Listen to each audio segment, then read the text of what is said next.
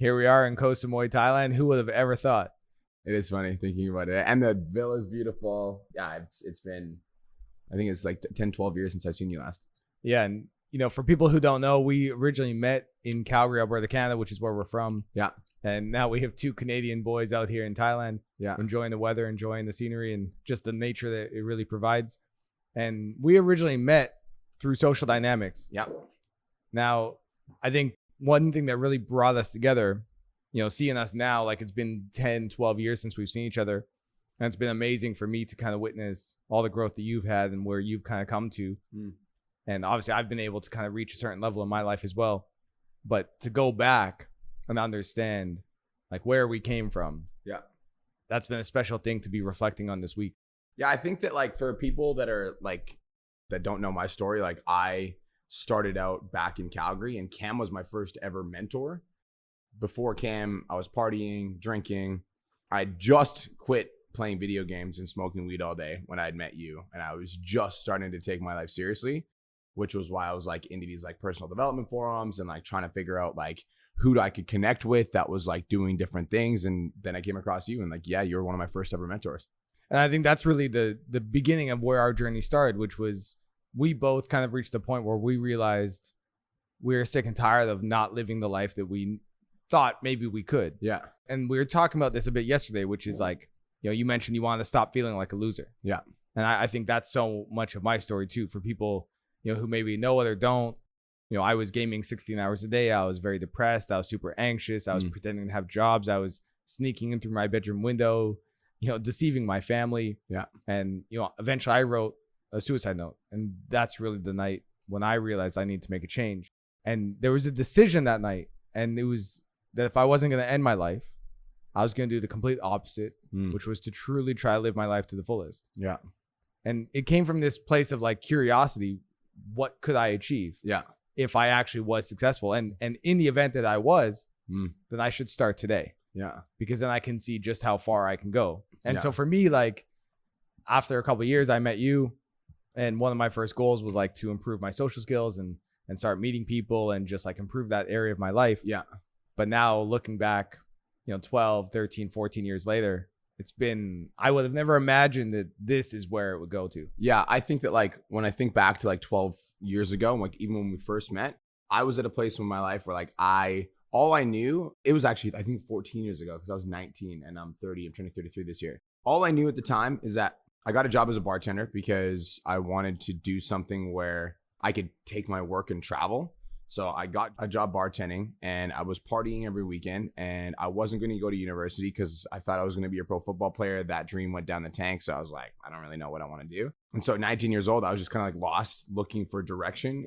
And then I joined this like community that you owned. I didn't know you owned it at the time.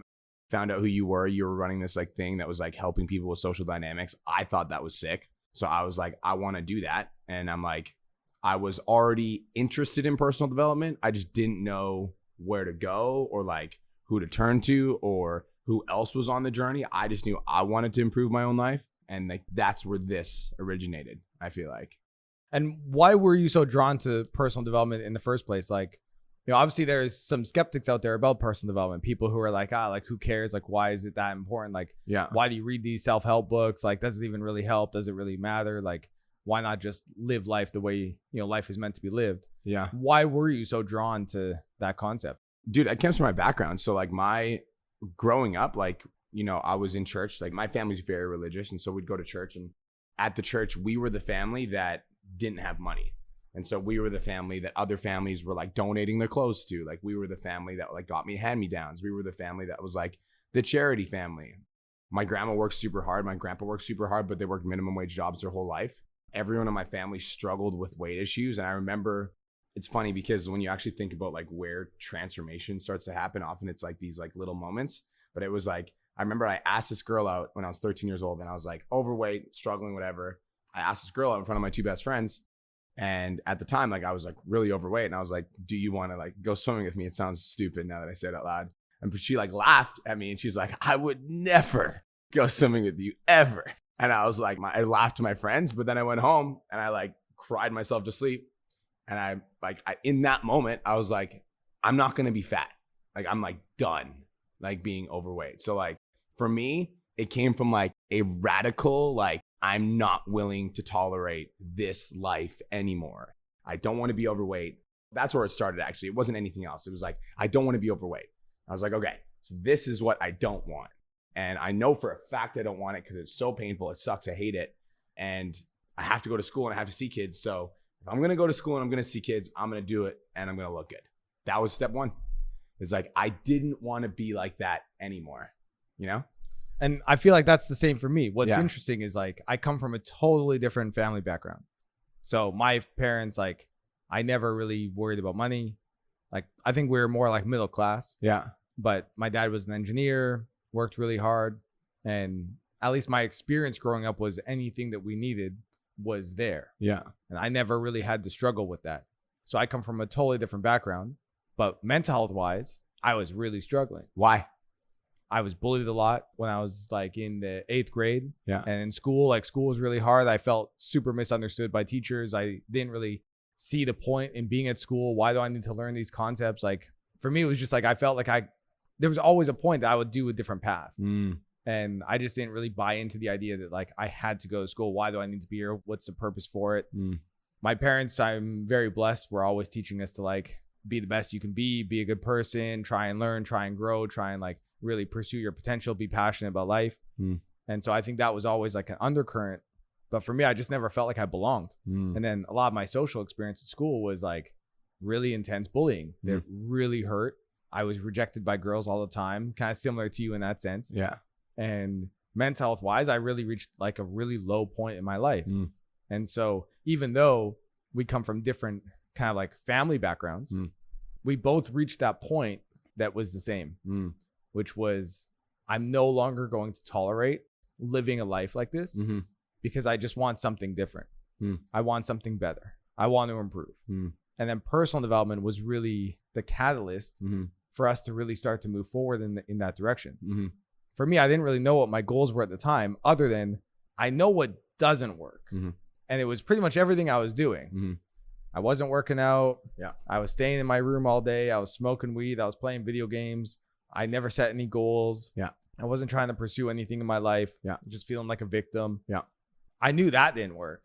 And so it was like, all right, what if I tried the opposite? Or what if I tried something different? Let's see. But it was that decision of like, this is no longer tolerable that I think we both came to, and this desire for something better, something different. See, I want to pause there for a second because I think that a lot of people feel this way. They're like, I don't like the life that I'm currently living. And also, they just accept that. And then they're like, but it's always been like this. It's meant to be this way. Some people are destined for this life. Some people are born like lucky and successful, and some people are just unlucky and unsuccessful. And they just like write themselves off as if they have like no direction or control over like where they go. And I think that like step one for transformation was like recognizing like, if I don't like it, I can change it. And I don't know how to change it. I don't know what to do. I don't know where to go. Like, but it's like knowing that I can. And I think that that is where the passion for personal development came from, is like, okay, I can change this. Like, I don't know how, but like, I can change this. Cause I think a lot of people never just say like, I could change this. This could be different. Cause they just have never imagined themselves living like any other way. It's like, why does an addict stay an addict to alcohol? It's like, he's never imagined what his life could be like sober. Why do people stay addicted to like substances or gaming? It's like, they just don't imagine what it could be like without it. Right? I think 100%. And, you know, it reminds me of around the time, like maybe we had parted ways, which there's some backstory to. I had been in a relationship and that relationship ended, and I was super depressed about this. And it was really gnarly because, so at the time my cousin had an apartment that I went and lived in for a while. And it turned out that my ex-girlfriend, who we had just broken up, she was dating a new guy and he lived across the street from me. And so every day when I was walking home, I'd go to his coffee shop to like read. And every day when I'd walk home, I'd see her truck across the street at his house, fucking this guy. And it crushed me. Like if I saw her truck there, it was like devastating for me. It was so bad actually that I would usually walk home like staring straight at the ground. Because I knew if I didn't see her truck, at least I could kind of be like, maybe she's not there tonight. Mm-hmm. But if I knew she was there, it was like really, really bad and really dark. And I just remember there's this moment where I was in the living room and I looked across the hallway and I could see the mirror of the bathroom. And I just had this thought that was like, if I could write something on this mirror to remind myself to keep going, or like that things could get better, or some source of hope, like what could I say? And this phrase came to me, which was, if I could, I would. And what this meant to me was, if I could get better, if I could overcome this, if I could become successful, I would. I would choose that. That's actually what I want. But right now I feel so much pain that I can't see beyond that. And I just feel like giving up. I just feel like I can't control it. But if I could overcome this and be successful, that's what I would choose. And that began this journey at that time for me of what are the things I could do that would help me feel better? What are the things I could do that would help me start to improve, start to be successful? And that was things at the time, just like going to the gym, meditating, reading good books, eventually moving to Colorado and finding some space in my life, surrounding myself by better people, having a new goal to pursue. But it started with that decision. If I could be better, if I could improve, if I could overcome this, I would. And I did want that. What were the practical things that you did at that time to overcome that relationship? I think the gym was like a huge one. Yeah. For me, like working out, eating good, healthy food. Yeah. Those were really, really important. DJing was also a really important piece of that for me. That gave me like a creative and emotional expression to be able to get stuff out of my system and be able to play. And like when I was playing, I didn't really think about things. It was like I was able to process my emotions. To be honest though, like one of the big things that really helped me, I think, was I ended up moving. And I moved at the time from Calgary, which is in Canada, down south to Colorado. And I remember the first day I arrived there, I'll never forget it, because just the relief I felt about being able to go to the grocery store and know I wasn't going to like run into my ex and see her with this dude gave me this like stability that I could like go to the grocery store. I could leave my house. I could go do other things and just feel safe. Because at the time in Calgary, I just didn't feel safe about that. And that really helped a lot. Then I was surrounded by a bunch of other people who were trying to pursue their own business, trying to make an impact on the world. Yeah. You know, that led to things like the TED Talk, and things kind of progressed from there. But I think finding space at the time for me was really important, because otherwise I was just constantly anxious everywhere I went that I was going to be hit with this terrible emotion if I ran into them. You know, what's interesting? I feel like this is so like if you're not happy with where you're currently at right now and you're like, I'm not satisfied, if you know that for sure, it's like one of the things that you could do is you could look at yourself in the mirror and be like, I'm not willing to tolerate this level anymore. I want to change my life. But some people don't have that. They just like, they've tried, it's failed, hasn't worked, whatever. And so they just don't believe that switch could be flipped, which it always can, but some people just don't believe it. I think another way to flip that switch, with or without you wanting to, is to move to a different city. Because I completely agree with that.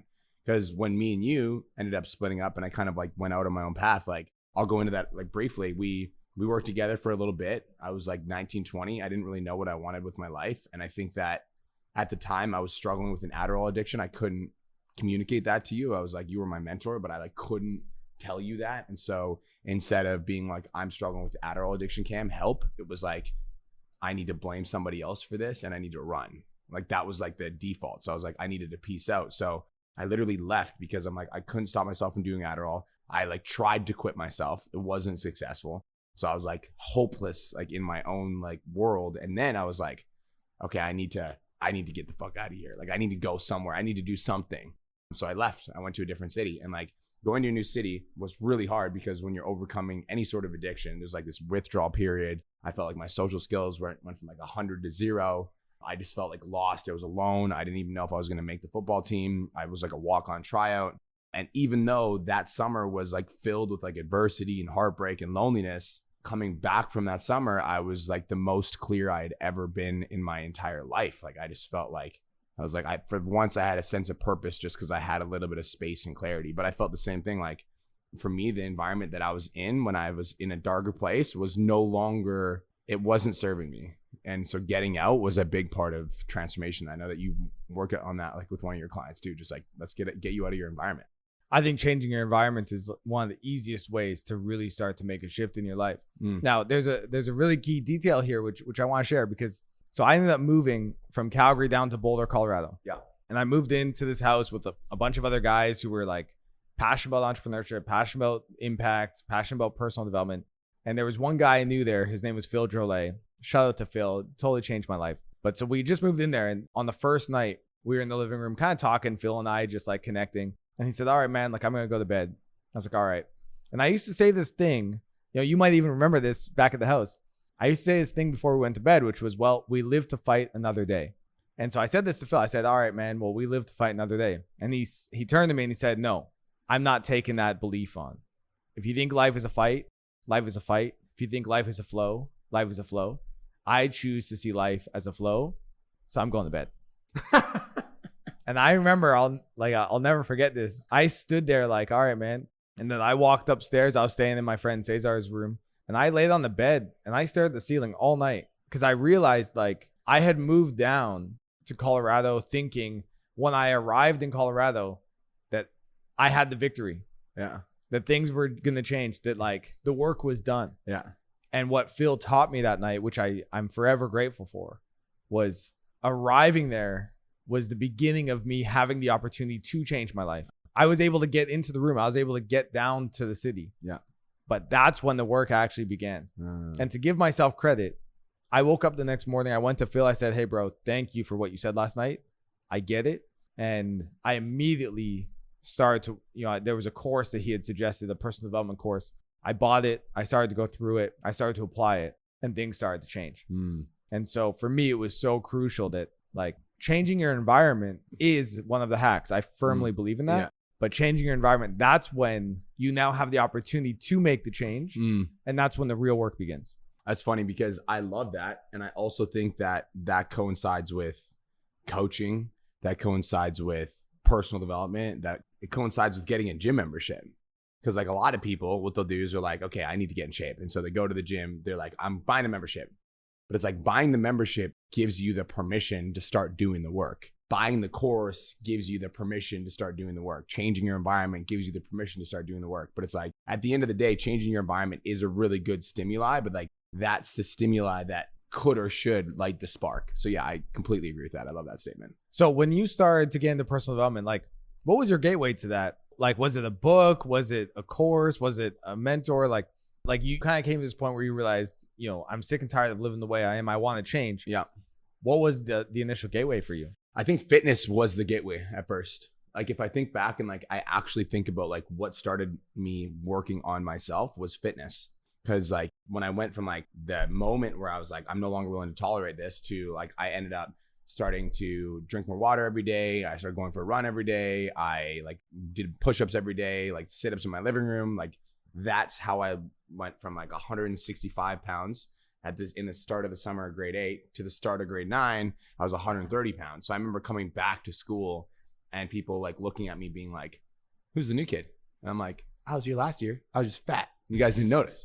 But then I was like, then it clicked. I was like, okay. And this is cool because back, dude, when I was like 13, 14, 15, like I was like a hardcore gamer. Like I'm talking about like, I don't know if you ever played RuneScape, but I did. And I was really good. I got to like level 117. Like I would skip school, play for 10 hours straight. I'd be at school drawing RuneScape. Like I was like a gangster.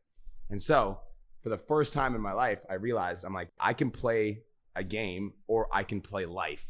And like playing life is so much fun because all the hours that I put into developing my skills on RuneScape, like logging, witchcraft, like defense, offense, all that. I'm like, or I could just be like gym, exercise, workout, get jacked. I was like, that seems way cooler. So it's fitness. And then fitness was the first skill that I developed where it made me realize I can develop a skill. And then once I developed the skill, then I got into high school and my friend was like, dude, we should join the football team. And I was like, He's like, I'm trying out. He's like my best friend. He's like, I'm trying out. He's like, you should try out. He's like, basically like, don't be a bitch. And I was like, okay, I'm going to go. So me and him both went. We tried out for the football team. I was like literally the worst kid on the team. Like I like, couldn't catch anything, couldn't hit anybody, had no skill. But I learned from this thing over here, losing weight. I was like, if I focus, I can get better at something. So showed up early, was the last person to like leave the field, was always asking questions, was studying film in my spare time. In like grade 10, I earned most improved. Grade 11, I was team captain. Grade 12, I took us to city finals as the captain of the team. So it's like, I saw that progression. And then after high school, I was like, okay, like, what do I want to do? I'm like, I don't know what I want to do, but I knew that social skills were important. And that's where I got connected to you. I was like, I know that if I focus on something, I can get better at it. So like, I need to develop my social skills. I don't exactly know who or where to turn to do that. I found a guy that was doing it, AKA you. And then I was like, I just need a mentor. And so you ended up asking me to move in with you. And at the time, like, dude, I didn't even make my own bed. Like I was eating cereal out of boxes with my hands. Like I was just a kid, like I was just a kid. So like, I think that like I never had a father figure growing up. Like my dad wasn't around and it wasn't his fault. Like me and my mom don't really have the closest relationship. Like she didn't tell my dad she was pregnant with me. He didn't find out about me until he was 26. So like, I didn't have somebody around to be like, this is how you shave your face. This is why you need to shower every day. This is how to talk to girls. Like I didn't have that. And so for the first time in my life, I like had a male role model that I was like, I want to be like this person. And I think for me, it was like, it started with skill development. And then I realized I could develop life skills. And then I found you. So I want to talk about RuneScape. What was it about RuneScape for you that was so addictive? Because RuneScape is known as one of the kind of original most addictive games. So What was it about RuneScape that was so addictive for you? It was the fact that I could, number one, the more that I focused on the game, the better that I got at it. And I have an obsessive level of focus. So when I want something, like I get it. And so when I'm online, I'm like, I can outfocus all these guys. And because I outfocused all of them, I got to the highest level. And because I got to the highest level, every time I played the game, I was like a goat. Like I'd walk around like this little like online RuneScape circle and be like, oh my God, you're level 117. And I'm like, yeah, I am. Right? Like I felt so cool every time I was playing. So I think that knowing that I could develop a skill that I was significantly better than everybody else is what made the game addicting. And knowing that like the amount of work that I was putting in was directly proportionate to the result that I was getting was like why I was playing. That's what made it addicting. It's so interesting to me because that's still the core way that you live your life. 100%. Like you'll outfocus everybody, 100%. Outwork everybody. 100%. You put like a goal, a target in mind, you pursue it. Yeah. Right. You're still getting a lot of the feedback. Yeah. Right. And a bit of the difference is in a game like RuneScape, you put effort in, you get like rewarded and it's instant. Yeah. In life, you don't really get that reward. Fitness, you're going to the gym, you're not seeing any progress other than incremental progress a little bit. Yeah. For a few months. Yeah. Right. You're entering a fitness competition. You don't even know if you're going to win until like 3-6 months later. Right. So how do you think you were able to make the shift from playing a game like RuneScape and getting all that instant feedback to being able to take that same kind of concept, outwork, outfocus everybody, be determined, progression, leveling up, all that stuff, and apply it in other areas of your life that don't have that instant feedback? Yeah, I think that to be completely transparent, I think the first skill that everyone should focus on is fitness, because if you think about all the different life skills that you could have, like we're talking about like social skills or business skills, making money online, marketing, relationships, talking to your parents, communicating with like girls, like all the different skills you could develop, all of the things that I just listed don't have a tangible measuring tool. Except for business, obviously. Business it does have a tangible measuring tool. We'll get into that in a sec. But I think fitness has a stick that you can measure. It's like if I'm 130 pounds and I disappear when I turn sideways because I don't lift a weight and I've never touched a dumbbell in my life, like if I do 100 push-ups a day for the next 100 days, you're gonna see the measuring stick move a lot. Like you're gonna see that like progression happen pretty fast. And I think that seeing that progression and realizing that you can make progress is the first step. Because for me, it was like, dude, as soon as I lost the weight, I was like, okay. I'm like, what else can we do? Like, that's where my mind went. But I think that a lot of people try to change their life without tangible measuring tools. And I think whatever you measure is going to improve. And so for me, fitness is always going to be number one. And that's why I'm so passionate about it. That's why I teach personal trainers. That's why it's been like, I've done 10 fitness competitions, because I know that there's such a tangible measuring tool. Like if I set a goal and I put in the work, over an extended period of time, the result is going to be that I'll look a certain way or feel a certain way, whatever. And that's going to give me confidence to do other things. So it's always been fitness first, because a lot of skills, like if you think about a game like RuneScape, like if I don't because RuneScape had a bunch of different skills you could practice. You could like log in the forest or whatever. So it's like, if I went logging in the forest and I was level 1, I put in like 30 minutes of work and I'm level 2. And then to get to level 3, it takes like 45 minutes of work. And to level 4, it takes, but you can see the levels progressing. And so if you think about something like social skills, it's like, I can't see my social skills improving. There's no tangible measuring tool. So it's really demotivating. So I think that you need to have something where you can like tangibly see it. And hopefully something that you can see like almost instantaneously. So it gives you hope. When you get hope, then you can be like, okay, like I can keep going. I can keep doing more. Does that make sense? 100%. And I think with fitness, it's like you can see your strength, right? Obviously, like you'll see your physique improve, but that'll take a bit longer. Yeah. But you can definitely be tracking the outputs as well. Yeah. How many times you've been going to the gym. Yeah. The weights of like improving, your strength improving. Yeah. Right. You feel more energetic. Did you leave the gym feeling like stoked or did you leave feeling super tired? Like there are some of these things you can measure, but just the weights alone are one of the easiest ones you can really be looking at.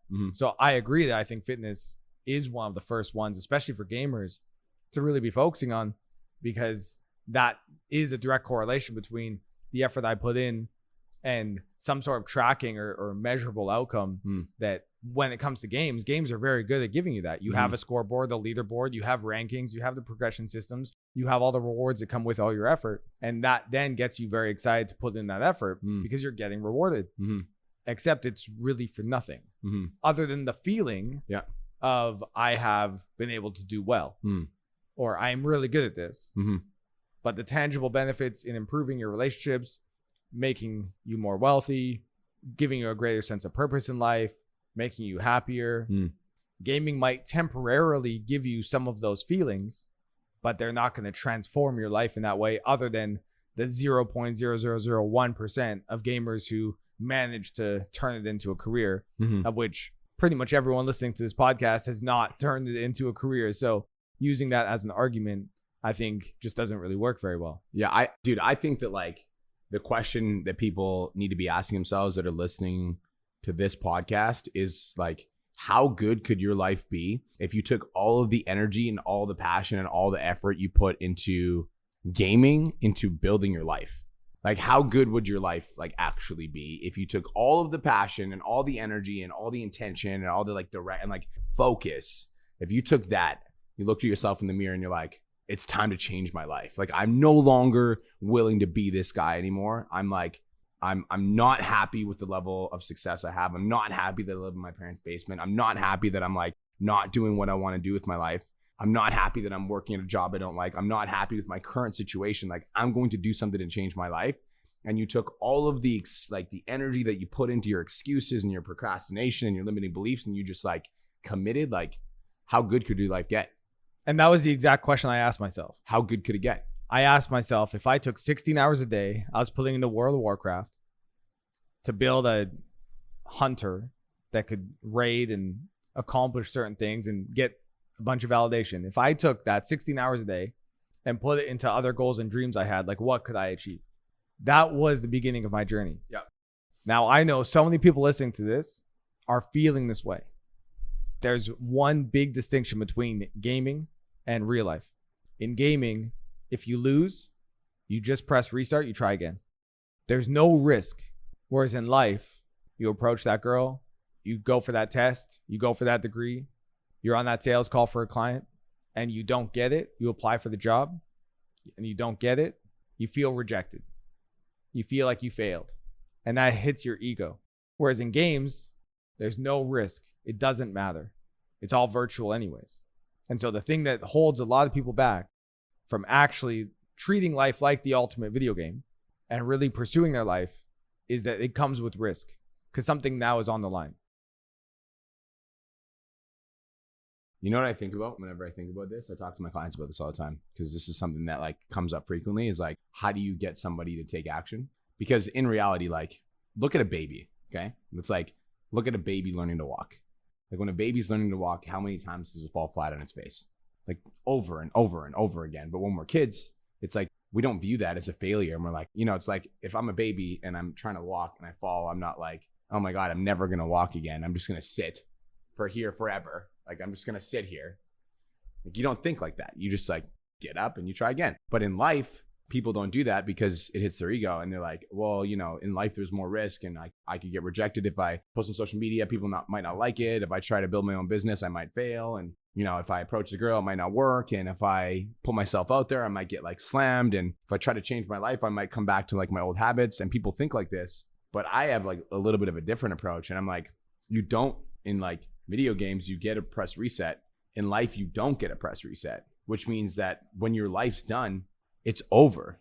Like it's actually over. And then that's it. Like you don't get to try again. You don't get to go for your dreams. You don't get to go for your goals. You don't get to take care of your mom who's been taking care of you. You don't get another chance. And so for me, it's like knowing that you only get one shot and that you don't get a press reset. Why would you not give it your all while you still have an opportunity to like breathe? Like, why would you not try? And of course, when you try, it's going to come with failure. It's going to come with rejection. It's going to come with like, because it's like, you don't get to just like, well, I'm just going to use my life, like another life in my game. Like you don't get that, but it's like that pain is part of what makes life worth it. Because when the rewards come, and you will make more money. You will get more jacked. You will find the girl. Like when they come, it's just that much sweeter because you know what it took to actually get there. And I think that's the beginning of finding your purpose. Is I'm committed to finding a way instead of finding a way that, oh, it's not going to work. It's like, yeah, maybe that way won't work. And so you try something else. Can I ask you a serious question? When you wrote your suicide note, what made you decide not to do it? So there's been a couple different times in my life I've written a note. And so I want to share a couple of them. So the first time, I was like having dinner and I wrote this note on my computer to 12 people in my life who meant something to me. This was the original one. And I got a text from a friend named Ainsley. And she said, hey, Cam, a couple friends and I are going to go see the movie Superbad tonight. Do you want to come? And I said, yeah, sure. Like, let's do it. And so we went to that movie. We hotboxed the car before we went in. I'm not advocating for this, just being real about what happened. And if anyone remembers that movie, it was a really funny comedy, right? There was a character, McLovin. And I just remember like being in that movie, going from writing the suicide note over dinner to smiling and laughing with a group of friends at a movie theater. There was a moment where like I zoomed out and I could see my life from a third perspective. And in that moment, I realized how serious my situation was.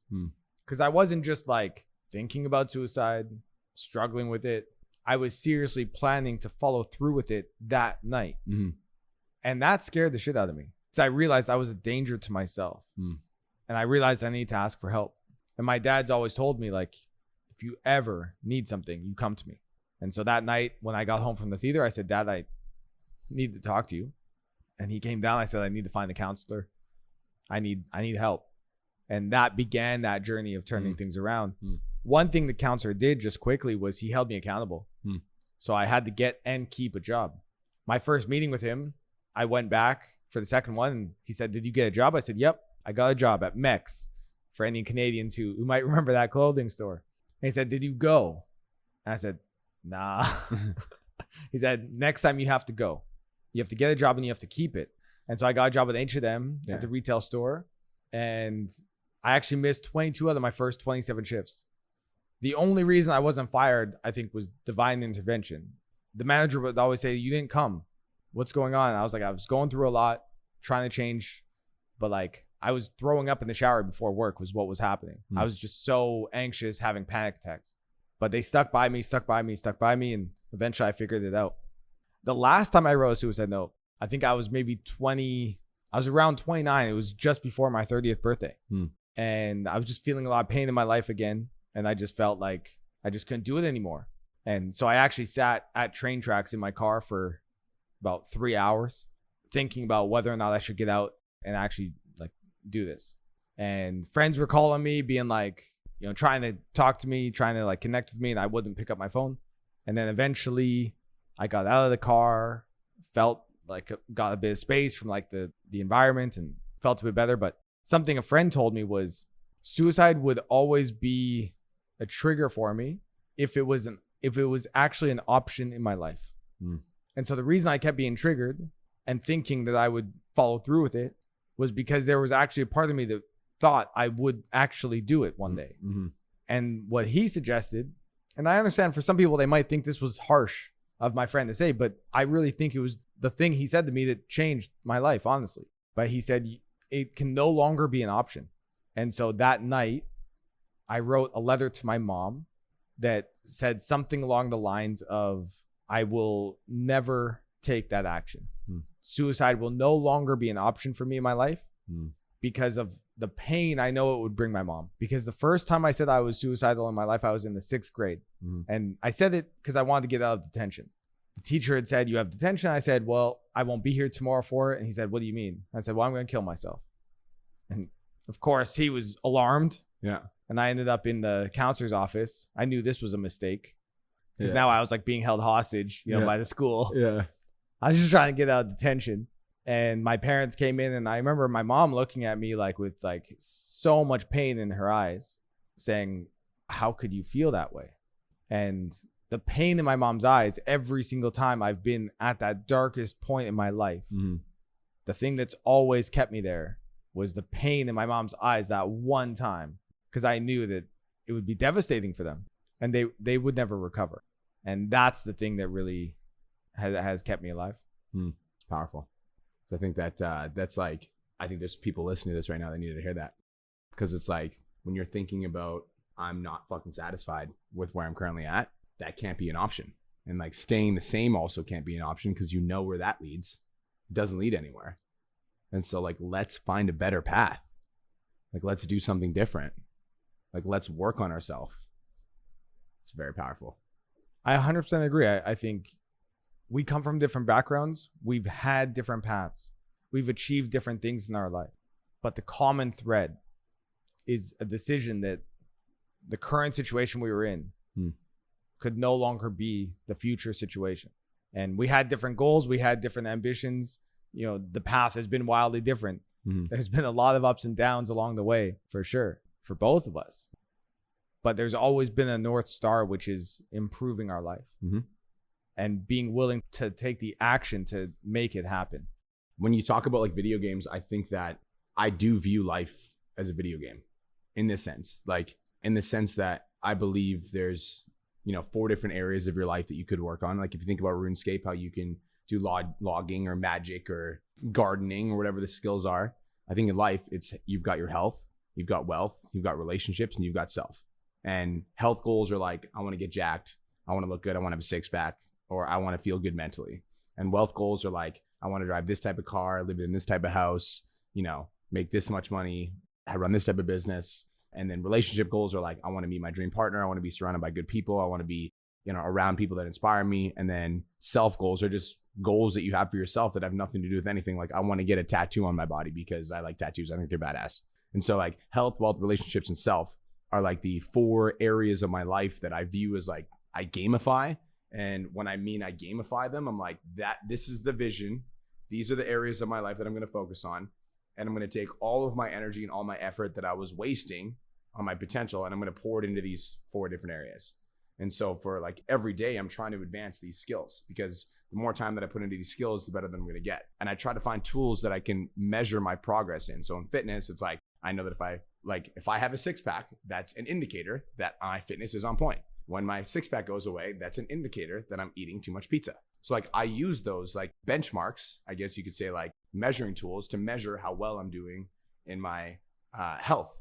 And then with my wealth, it's like, well, I'm, now I drive a Lamborghini, which is awesome. I'm really grateful for that. So I'm like, I drive a Lamborghini. So like, that's an indicator that my wealth is going really well. I use these measuring tools. Like I've got a gym, like a 20,000 square foot gym. These are indicators that my wealth is going well.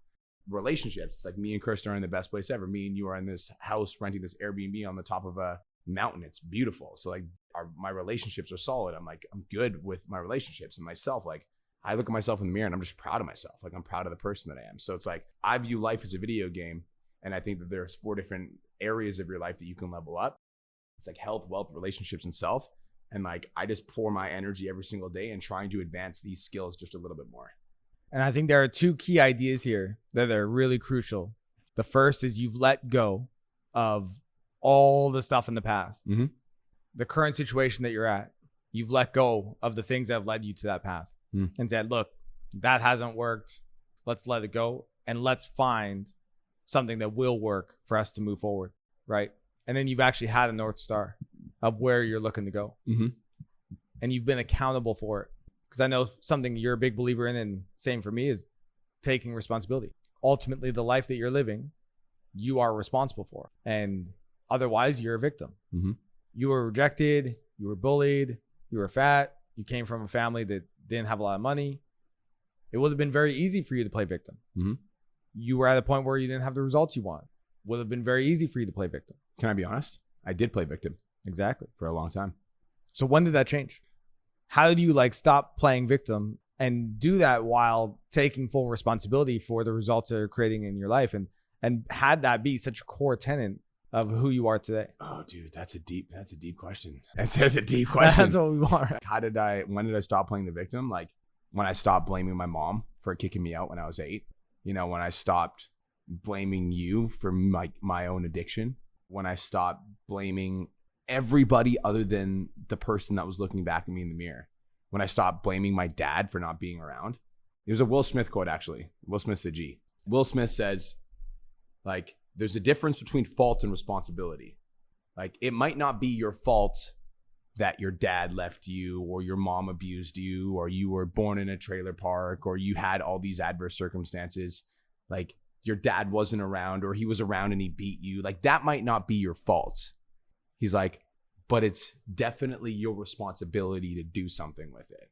And most of my life, bro, I played the blame game. I would say, like, that's something that I still struggle with to this day, in the sense that I catch myself in those behaviors and I have to be like, nope, where am I? You know, how am I responsible here? Because I think it's almost like a default human reaction when something happens to us. We want to we want to absolve ourselves. We want to be like, I'm not responsible here. But it's like, I try to accept full responsibility for like literally everything, like in my business. Like if somebody in my company makes a mistake, I'm like, I literally will send a client a message. I'm like, I'm sorry, that's my bad.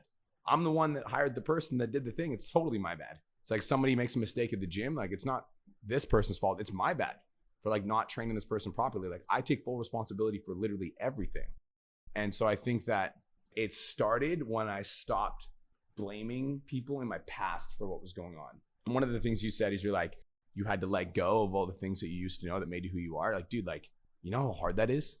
That's like releasing your identity. That's like letting go of like literally who you believe that you are. And the reason that's so hard for people to walk through that door is because as soon as you accept responsibility for the fact that you're in full control of your life and you're the one driving your ship, that means every excuse that you've ever made for not living up to your full potential was a lie. And that's a really, really hard pill for a lot of people to swallow. But a necessary one. A necessary one. And that's where real transformation actually happens. Yeah. And, you know, to go back to that story with Phil in the kitchen, we live to fight another day. He directly said to me, yo, I don't live my life like that. And I'm choosing not to live my life like that. And that confronted me. Because in that moment, I thought, oh, I'm just making this cheeky little remark that I used to say to everybody all the time, thinking I was funny. And then I realized I was playing victim. Life is so hard. Poor me. Life is like all about suffering. Yeah. And in that moment, I had to choose, like, am I going to actually step forward and start to find flow in my life too? Am I going to start to find purpose in my life? Am I going to come to Boulder and actually move forward? Or am I going to just say, it was too hard. It didn't work out. It's another struggle. Exactly. Yeah. And I think something you said to a friend the other day was, you don't have problems, you have solutions. I think that's a really powerful statement. One of my favorite quotes is, whatever you're looking for, you're going to find. Whatever you're looking for. And so if you're looking for all the reasons that it can't work or that you're going to fail or that it's not possible or like it's like it just won't happen, when you're looking for those reasons, you'll find them. And I know that because I was that dude. Like, I know what it feels like to struggle for money. I know what it feels like to not have things. I know what it feels like to like not be successful. And like now in the last 12 years since we met, like I've achieved, $1 million years. I achieved $1 million month. Like, I'm making $1 million in 30 days. And I never would have done that if I wasn't looking for how to make that happen. But it's like, I don't look for things that aren't working. I almost try not to even talk about them. I only look for like ways that I can win. And I'm only looking for opportunities.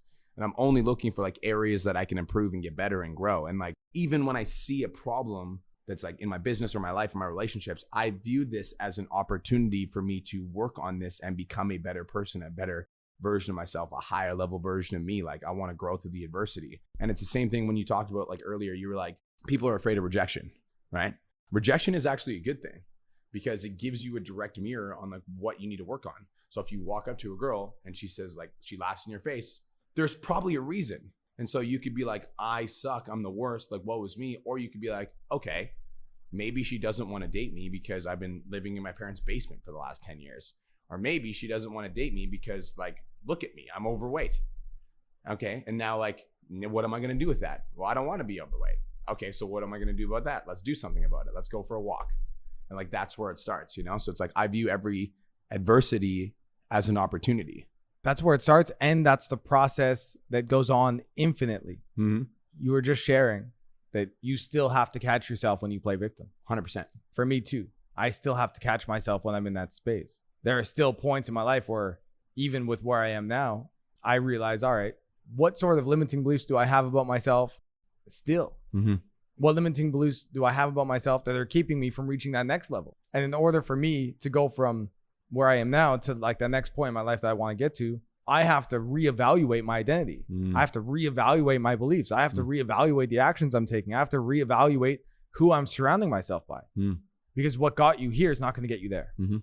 For people listening who might feel like you have to make a decision now, that's the same decision you have to continue to make as you go forward in your life. It's learning the process that's the dance of life. You're going to face adversity. You're going to get feedback that's not working. Yeah. And that's the same process of having to overcome it that you have to take to actually get to that next level. And you just repeat that over and over and over and over and over. For us now, it's been 12, 13, 14, 15 years. But that's still the same process that we have to go through. So it's not something that you only do one time. It's a skill. It's a process that you learn to nurture and you learn to develop. You might catch yourself playing victim. All right, you got to correct yourself.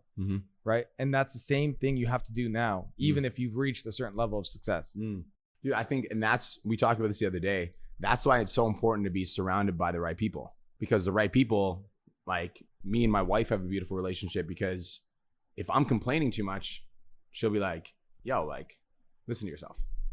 It's the same thing with me. It's like, if she's like gossiping too much, I'm like, do we really want to be talking about other people when they're not in the room? It's like, we hold each other accountable. And I think it's the same thing with like my friend circle. It's like my business partner, me and Cole, like if there's something going wrong in the business, like I'll call him and then I'll vent. And then he's like, you done? I'm like, yep, that's all I needed. And then we're done. And then we move on and we don't talk about it, because it's like, it is a constant process of, on the path. And then all of a sudden, you do something that causes you to lose momentum, and you have to like, and you fall down, and then you get in your head and you like start playing victim, and then you have to pick yourself back up. And it's like, when you're around other people that are committed to living at that vibration, like Phil was for you, it makes it easier to stay there, because then you're not on an island. You're not like doing it by yourself. And like the hard part about that is that when you're the type of person that like it plays a victim, plays blame, like doesn't surround themselves with positive people, is negative. The hard part about that is everyone in your life will typically also be negative, because that's who you are. And we tend to attract who we are, which is why I think it's so important to have mentors. Like, it's important to have friends, and it's also important to have mentors. Like, and my definition of a mentor is like, this is a person that has character traits, qualities, or skills or outcomes that I want to develop in my life. And for me at the time, I remember when I found you, I was like, he's got the social skills. He's got the status I'm looking for. I'm going to learn from this guy. And then I just found you, and then I learned from you. So I think that it's important. Like, that's why environment's everything, because it is hard and you need to catch yourself over and over and over again. And part of that's ultimately about, I want to talk about overcoming limiting beliefs, because that's something that I know you help your clients with. Yeah. I know that's something that like you're a strong believer in your process with. Yeah. And so what's your process to overcome limiting beliefs in your life? That's a funny question, because like if I asked you what your limiting beliefs are, you're like, you don't know. That's why it's a limit. Right. So it's like, it's almost like it's hard to know. One of my favorite quotes is, it's hard to diagnose the prescription from inside the bottle, or I can't solve a problem in the same mind that created it. And so step number one is becoming aware. And so like awareness, and like, I think that like, this is like a really interesting conversation, because I think even before you can become aware, you need to realize that your mind is a moldable substance, which means that at any point, if I don't know how to use a typewriter, at any point, if I really wanted to, I could sit down, move my fingers, I could train my brain, and eventually like I could typewrite, right? Eventually I would figure it out, as long as I kept myself in the game. And I think that many people view their minds not as a plastic and moldable substance, but as well, I've always been this way, so I will always be this way. And because they have these neurons that are firing like, this is how it's always been and it will always be this way, they don't realize like, oh, it could be different and I could change my beliefs if I tried. So I think before you can change your limiting beliefs, you need to become aware of the fact that like you could change them if you wanted to. Like you said at the start of this podcast, if I could, I would. It's like, if you wanted to, you could change them. A lot of people like to fight for their limitations. So they're like, no, you don't understand. It's always been this way. And you don't understand what I've been through. You don't know how hard it's been for me, right? And listen, if you're having a hard time, I understand. But the first thing is to like become aware that you could change.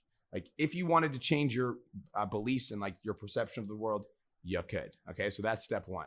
I think step number two is awareness of the limiting belief. And like, I don't know how else you can get aware of a limiting belief other than becoming aware of the things that you say, which is really hard when you're first getting started to like become aware of your own language. I think you need to have a mentor or a friend that can call you on it. Because when you have a mentor, like as an example, Phil, for you, like you said something and then he's like, that's a belief I'm not willing to accept. That was him holding up a mirror to a limitation that you had. And then at that point, once you become aware of the limiting belief, then you need to be like, okay, like this is a belief that is causing me to stay in the struggle. So I need to do something about that. And for me, like when I find myself like with a limiting belief, like I'll attack it. Like I attack it. And so if I'm like, oh, this is a limiting belief that's like holding me back, like I will go full speed at it. And so when me and you first got together and I didn't have social skills, I was like, I don't know how to talk to people. So I was like, I'm going to attack this limiting belief. So I'm going to go out and I'm going to force myself to talk to 10 people every day, 5 days a week, 365 days a year.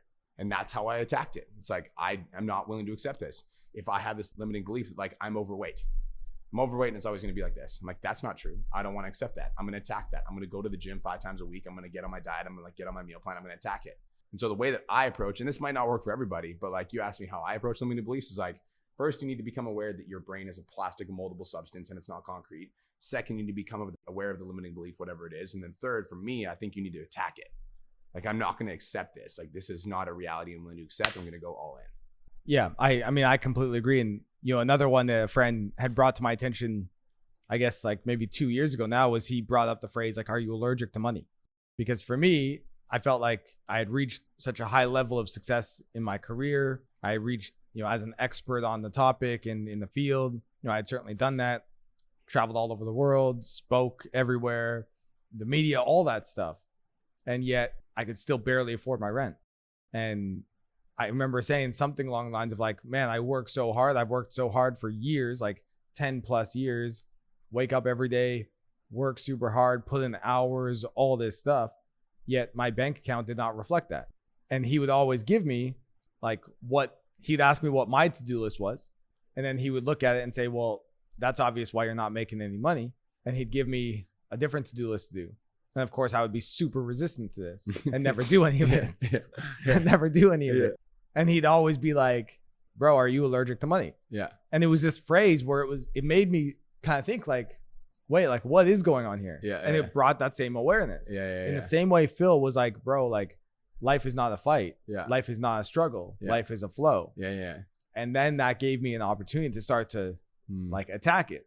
Now, part of the way I've attacked it at times is finding a new belief and replacing it with that. So instead of my life is so depressed right now, I need to end my life, it was if I could get better, I would. And since that's what I actually want, how do I actually get better? And that put me on a path of what are the things I can do, even just from a scientific perspective. What have we learned that can help us feel better, feel less depressed, feel happier in our life?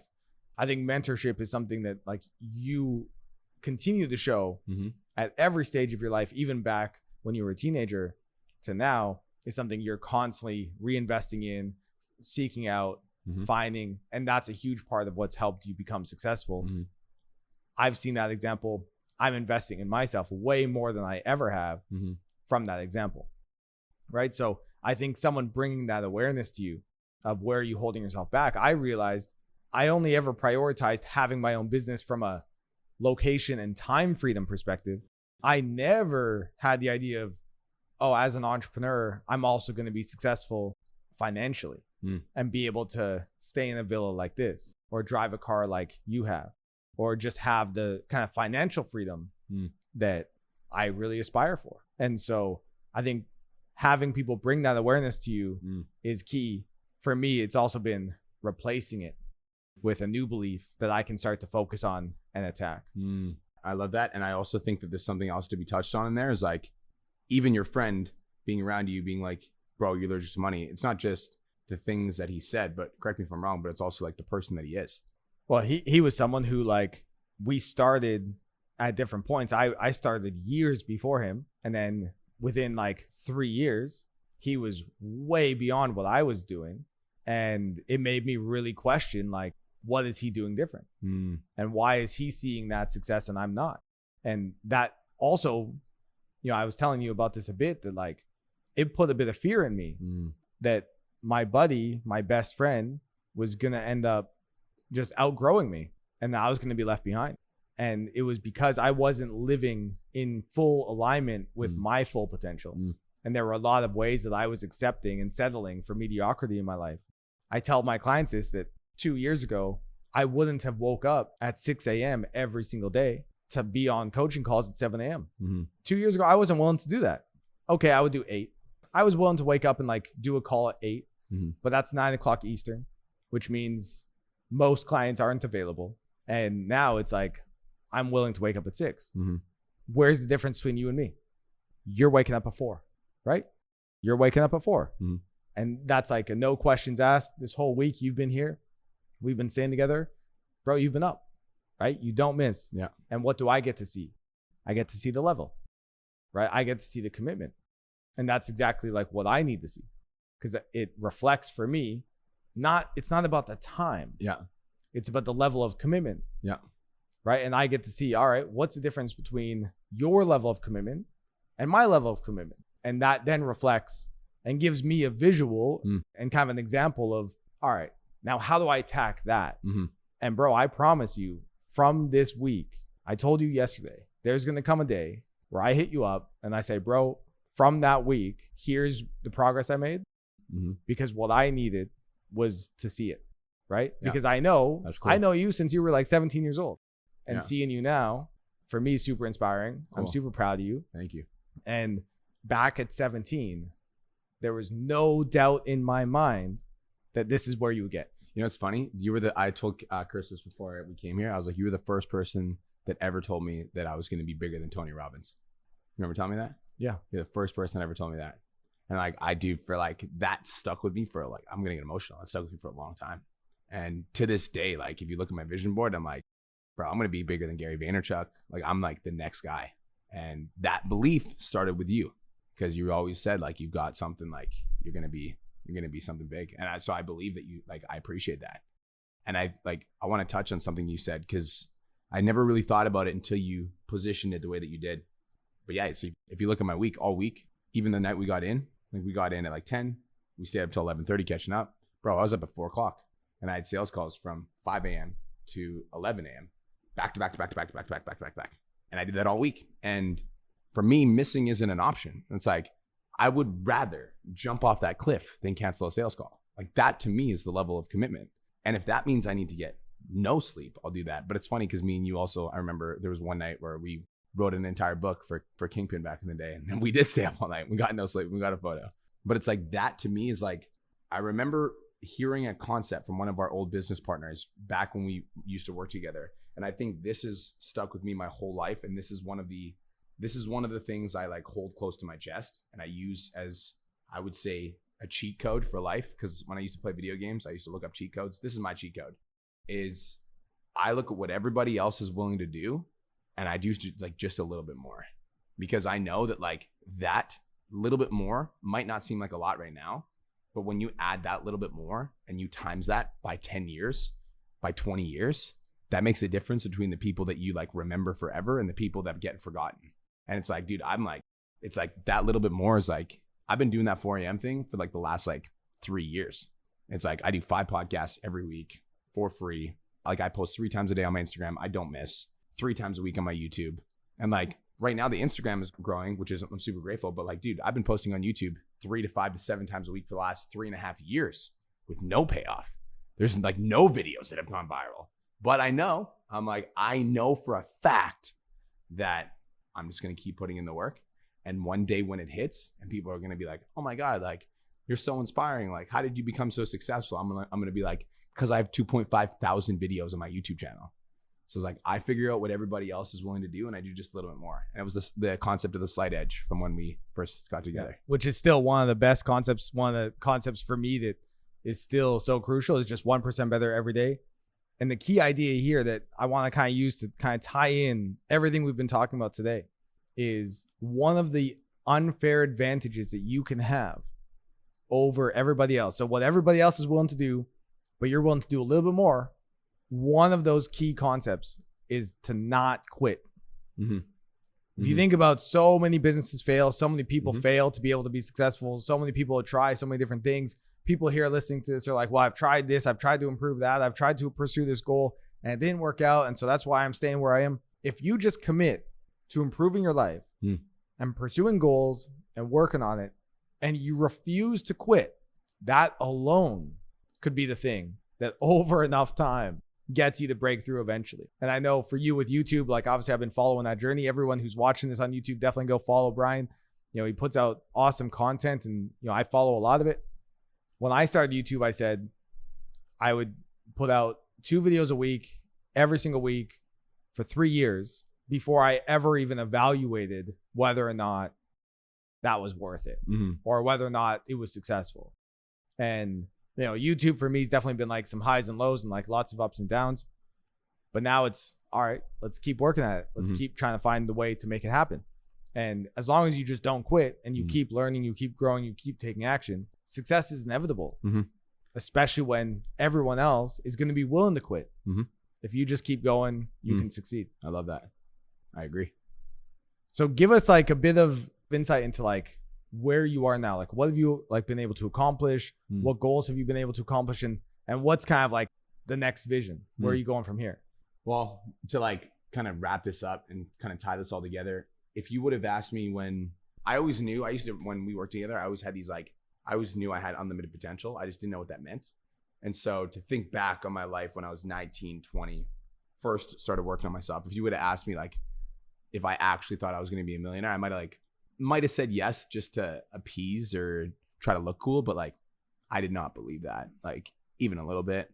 So in the last 10 years, I started an online fitness coaching business. I got that business to, you know, there's 8 people working for me. We worked with over 1,000 clients. I realized I had a passion for business. We were making high 6 figures a year. So I was like, I'm going to teach other people the skill that I developed by starting this coaching business. So I started business coaching for online personal trainers. When I started business coaching for online trainers back in 2018, it was just an idea. Me and my business partner, Cole De Silva, started this company called PT Domination. It's almost been 6 years now. In the last 6 years, we've worked with over 5,000 coaches. I think we're getting close to 6,000 at this point. We've made over $20 million in sales and revenue. You know, with that financial success, you know, I've bought my dream car, Lamborghini. I have a beautiful mansion in Kelowna, BC. I'm married to my dream partner. We got married 2 years ago. We're planning to have kids soon. I own a mansion in the Dominican Republic, the 20,000 square foot gym that I own in Kelowna, BC. And those are like the financial wins, which I'm super proud of. But like fitness wise, like I've done 10 fitness competitions in the last like 5, 6, 7 years. And I've won some of those because I'm a gangster. But I think the biggest thing, dude, like the biggest accomplishment that I honestly have more than anything is like every time I look at myself in the mirror, I'm like, I'm proud of you, you know? And like every time I go to bed and I lay my head on the pillow, somebody like messaged me on Instagram the other day and they're like, you look tired. I'm like, I am tired. Like going after your goals is not easy. It's like, but like that is the mindset that I have. And like, I just like, I'm so proud of the work that I put in literally every single day. It's like, I'm proud of that dude. So that's where I'm at, bro.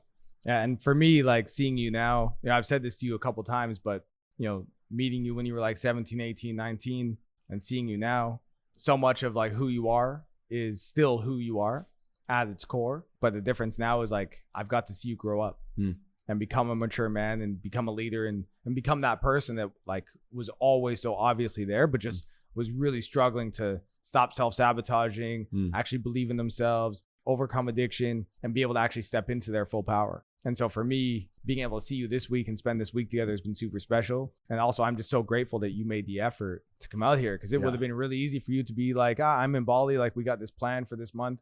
And I was like hoping for sure. I think I had like planned to message you and be like, hey man, like you're so close, like, you know, we should do something. Yeah. But you actually even messaged me first and said, hey bro, like I'm gonna come over. I want to see you. It's been so long. And like I'm just super grateful for the effort, because I know taking a couple days just to fly over and like all the effort that took. But it means a lot to me, and like this week's been super special, and I'm really glad that we got to sit down and have this conversation. Me too, bro. I feel the exact same way. So where can people follow you? Like where can people get in contact with you? I'll put all the links in the description, but just for audio. Yeah, I think that if you're listening to this and if you're trying to start a business, go follow me at The Real Brian Mark on Instagram, because there's lots of stuff there. If you want more like lifestyle / like day in my lifestyle content, go follow me on YouTube at Brian Mark. And then if you like listening to podcasts, you can find me at the Change Lives, Make Money Online Training podcast. And I'm going to put this on mine as well. So where do people find you? So gamecourse.com for any gamers or families out there struggling with gaming or problems around gaming. You can follow me on Instagram at Cameron Adair, and on YouTube, Game Quitters on YouTube. Cool. Bro, thanks for having me. This was great. Thanks for having me, man. All right, bro. Talk to you soon. Thank you so much for tuning into today's episode. Hopefully you got some value. If you did, and you want to learn more about how me and my team can help you scale your online fitness business to $10,000 a month, DM me 10K on Instagram at TheRealBrianMark for more information, and I'll reach out to you to see if I can help you grow an online coaching business.